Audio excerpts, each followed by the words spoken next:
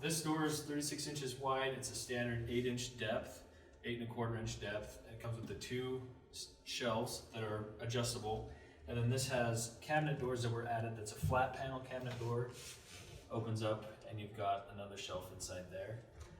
People ask how we open these doors if we don't have a handle. Basically there's a lip right here, and if you just grab right at the fixed shelf and the corner, give it a pull, it opens right up.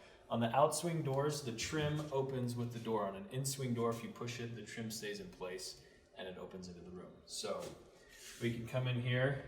The back side of the door is basically a finished book cabinet.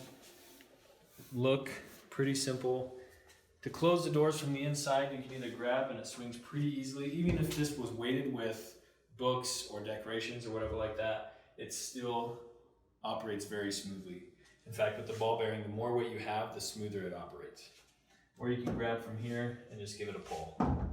To open the door again, just simply push it. And there you go. That's front and back view. If you have any other questions, let us know. Thanks.